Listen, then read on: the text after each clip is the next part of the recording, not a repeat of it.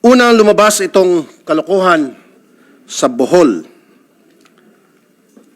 Chocolate Hills. Hindi pwede dito ang idya-idya, aho-aho. Kung sa Bulanon pa. Kung sa Tagalog, kanya-kanya. Thank you very much. We now acknowledge Secretary Loizaga, because he asked that she be dismissed earlier, so we will give her a chance to say her piece before we start the question and answer. Thank you. Thank you very much, Madam Chair. Honorable Senator Cynthia A. Villar, Honorable Maria Lourdes Nancy Binay, Honorable Senator Ronald Bato de la Rosa, Honorable Senator RaffyTulfo, Honorable Senator Robin Padilla. Good morning. Honorable members of the Committee on Environment and Natural Resources and Climate Change and the Committee on Local Government. Colleagues in the DNR and co-workers in government, good morning. May I respectfully begin by thanking the two committees for initiating this public hearing to shed light on the reported exploitation and defacement of certain protected areas. This was highlighted by the recent discovery of a resort structure within the Chocolate Hills Natural Monument, a 13,994.95 hectare protected area and recognized UNESCO Global Geopark. Today's inquiry in aid of legislation into the status of and reported illegal structures within the protected areas is a testament to Congress's unwavering commitment to conservation and environmental stewardship, recognizing the critical importance of protecting and maintaining the natural, biological, and physical diversities of our environments, most notably within our protected areas. These protected areas serve as vital sanctuaries that support the web of life that consists of unique diversity of biological life and the land, air, and water that sustains them. These invaluable terrestrial, coastal, and marine ecosystems not only serve as crucial habitats for endangered species, they provide essential ecosystem services for food, water, and energy security, and they embody the specific culture, spirit, and identities that constitute our nation. While the intersecting ecological, physical, and social geographies have different boundaries, ultimately the establishment of protected areas is legislative in nature. We respectfully recognize that these are therefore deeply in line with the authority of Congress to investigate and assess the effectiveness of the law in terms of existing protection and conservation measures in these areas, as well as to identify both old and new threats and propose and legislate amendments to the existing law to enhance this area's preservation.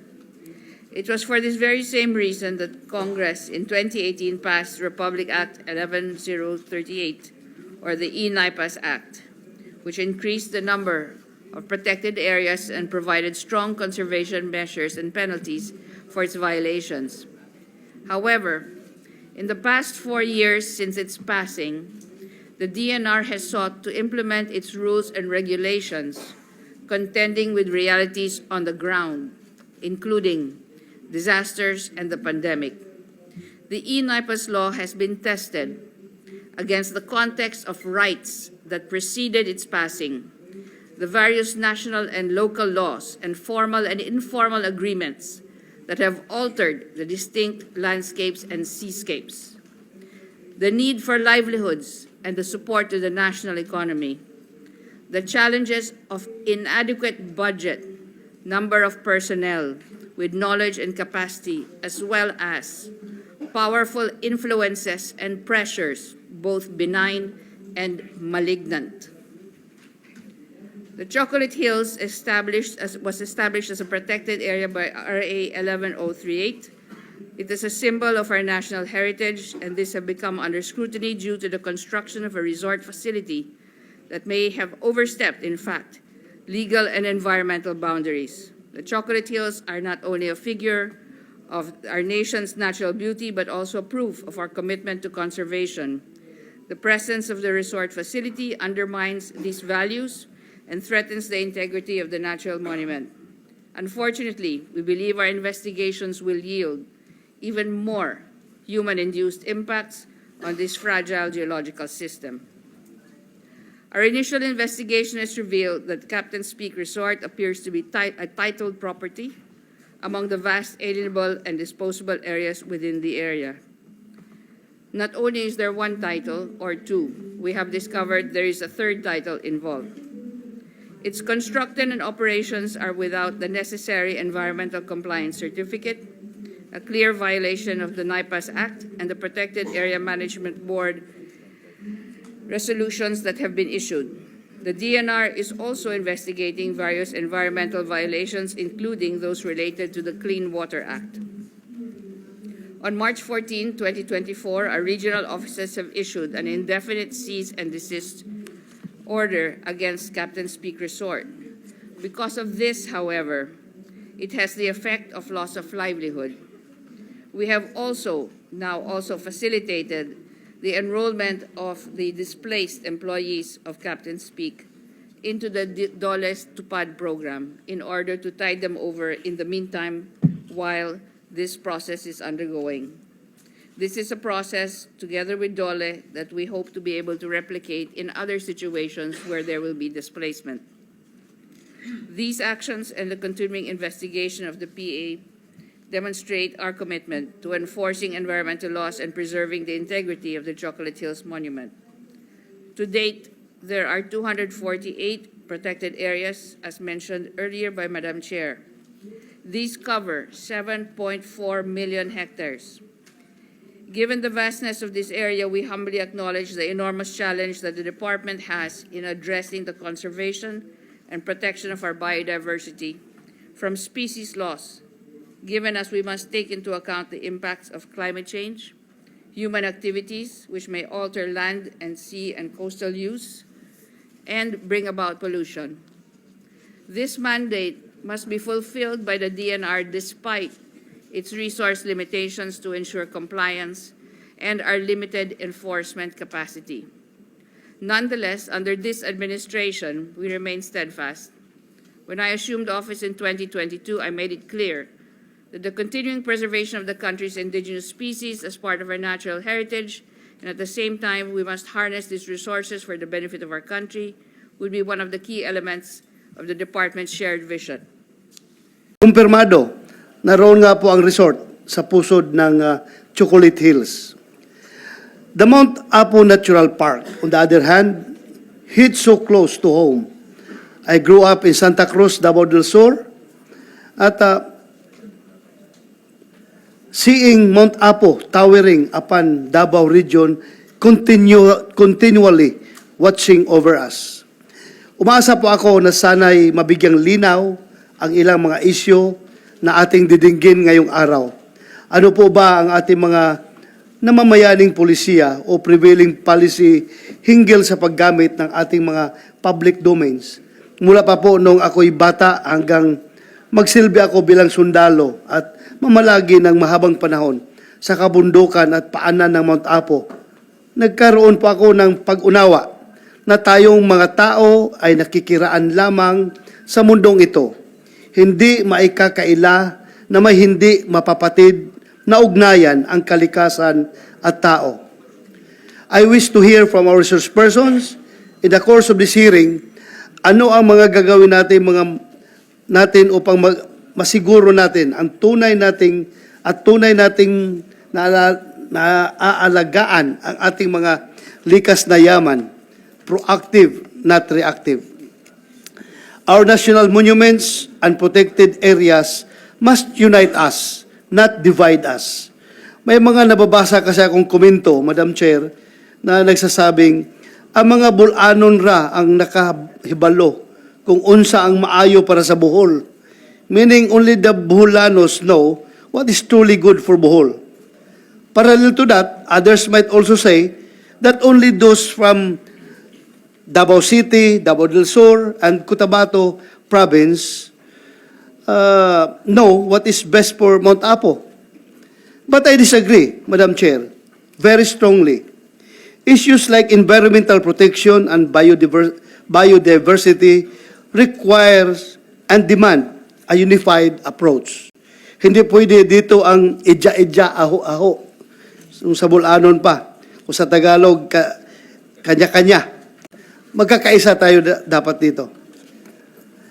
Thank you, Madam Chair, for calling this hearing, as well as my colleagues for heeding the urgency of these matters. As a Bulanon and Dabaonon, but most of all, as a Filipino, I am deeply grateful. And kalimutan ko pala magitin, Madam Chair, yesterday, I was also invited by the good Secretary of DNR, Secretary Loizaga, to join his team. Nag-inspection rin kami doon sa Mount Apo National Park. Kahapon lang po. Yun lang, Madam Chair. That's all. Thank you. Thank you, Senator Bato de la Rosa. We now recognize Senator RaffyTulfo. Thank you, Madam Chair. Ang DNR, ang ahensya ng gobyerno na natasang pangalagaan at bantayan ng ating kalikasan. But because of recent events, lumilitaw na ang DNR ay isang ahensya na matatawag kong bantay sa lakay, turo-turo style. Bakit po turo-turo style? Nagtuturoan. Kapag kami po ay tumawag sa DNR para mag-usisa, mag-imbestiga tungkol sa mga illegal structures, tungkol sa mga paglapastangan sa ating mga kalikasan, nagtuturoan. Ito pa po ang pinakamasakit at nakainsulto. Ito pong DNR Freedom Information Manual, hindi ko alam kung kailan nilabas ito, na kung saan ipinagbabawal ang DNR na magbigay ng impormasyon tungkol sa mga nag-a-apply ng ECC at mining. God damn. Is this of national security concern?